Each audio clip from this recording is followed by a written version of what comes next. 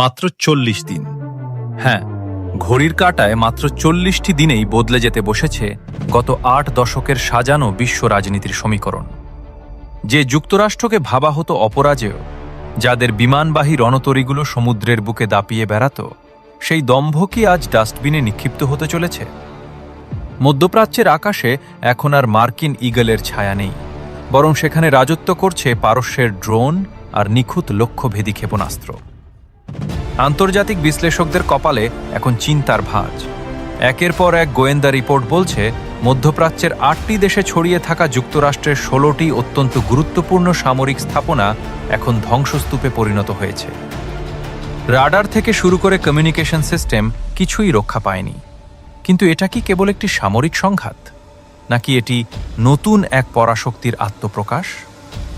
আজ আমরা ইনসাইড স্টোরিতে উন্মোচন করব সেই গোপন তথ্যগুলো যা পেন্টাগন ঢেকে রাখতে চেয়েছিল। ৫ই মে মেহের নিউজের একটি রিপোর্ট সারা বিশ্বকে চমকে দেয়। ইরানের সর্বোচ্চ নেতার সহকারী মোহাম্মদ মোকবর স্পষ্ট জানিয়ে দিয়েছেন, হরমুজ প্রণালী এখন সম্পূর্ণ তেহরানের পকেটে। কিন্তু তার আগে পর্দার আড়ালে যা ঘটেছে তা আরও ভয়াবহ।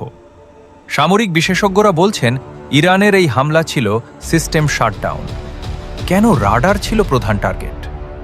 কারণ রাডার হলো একটি সামরিক ঘাঁটির চোখ এবং কান। ১৬টি গুরুত্বপূর্ণ ঘাঁটির রাডার অকেজো করে দেওয়ার অর্থ হল আমেরিকাকে মধ্যপ্রাচ্যে অন্ধ ও বধির করে দেওয়া। সিএনএনের প্রতিবেদন অনুযায়ী এই হামলাগুলো এতই নিখুঁত ছিল যে প্রতিস্থাপন করা প্রায় অসম্ভব। শুধু বাহরাইনের একটি নৌঘাঁটি মেরামত করতেই খরচ হবে $২০ কোটি বেশি। তাহলে ১৬টি ঘাঁটির মোট হিসাব কি $1 ট্রিলিয়ন ছাড়িয়ে যাবে? এই অর্থনৈতিক চোট আমেরিকার দম্ভকে মাটিতে মিশিয়ে দিয়েছে। ডোনাল্ড ট্রাম্প যখন ইরানের ক্ষেপণাস্ত্র সক্ষমতাকে তুচ্ছ তাচ্ছিল্য করেছিলেন, তখন তিনি হয়তো জানতেন না যে তেহরান গত কয়েক দশকে তাদের প্রযুক্তিকে কোন পর্যায়ে নিয়ে গেছে। মোহাম্মদ মোকবর ট্রাম্পের সেই বক্তব্যকে অযৌক্তিক ও ভিত্তিহীন বলে উড়িয়ে দিয়েছেন। তিনি মনে করিয়ে দিয়েছেন, ইরান এখন আর আগের মতো রক্ষণাত্মক অবস্থানে নেই। তারা এখন একটি শক্তিশালী রাষ্ট্র হিসেবে সরাসরি যুক্তরাষ্ট্রকে মোকাবিলা করছে। ৪০ দিনে ১৬টি ঘাঁটি ধ্বংস হওয়া কোনো কাকতালীয় ঘটনা নয়, এটি ছিল এক বিশাল পরিকল্পনার অংশ। ইরান প্রমাণ করেছে যে প্রযুক্তির লড়াইয়ে তারা এখন মার্কিন প্যাট্রিয়ট বা থার্ড সিস্টেমকেও টেক্কা দিতে সক্ষম।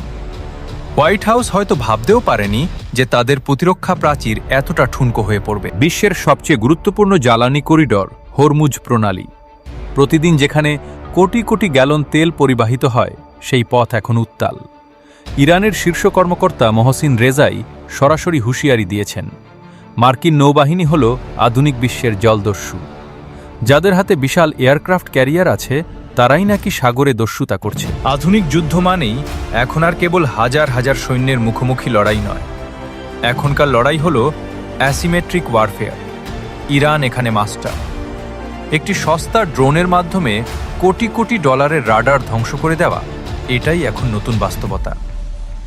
ড্রোন এবং ক্ষেপণাস্ত্রের এই নিখুঁত আক্রমণ পদ্ধতি প্রমাণ করে যে শক্তির ভারসাম্য বদলে গেছে। ইরান একদিকে সামরিক শক্তি দেখাচ্ছে, অন্যদিকে কূটনীতির টেবিলও খোলা রাখছে। কিন্তু আমেরিকার সামনে এখন অগ্নি পরীক্ষা। সম্মান বাঁচাতে যদি তারা যুদ্ধে নামে, তবে তাদের পরোক্ষভাবে মোকাবিলা করতে হবে চীন ও রাশিয়ার মতো দানবীয় শক্তিকে। আবার যদি কূটনীতির পথে হাঁটে, তবে ইরানের সব শর্ত মেনে নিয়ে পরাজয় বরণ করতে হবে। দুই পথই আমেরিকার জন্য ধ্বংসাত্মক। এই লড়াইয়ে ইরান একা নয়। পর্দার আড়ালে চীন ও রাশিয়ার সমর্থন ইরানকে এক অন্য উচ্চতায় নিয়ে গেছে।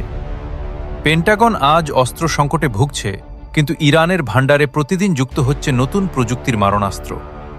পেন্টাগনের হিসাব বলছে তাদের মিসাইল স্টক ফুরিয়ে আসছে, আর ঠিক সেই সুযোগেই ইরান মধ্যপ্রাচ্যে তাদের আধিপত্য সুসংহত করছে।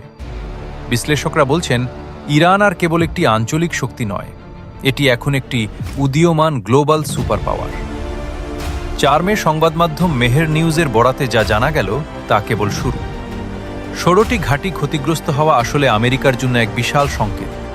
ছেড়ে দেওয়া আধিপত্য, নয়তো ধ্বংস হবে সাম্রাজ্য।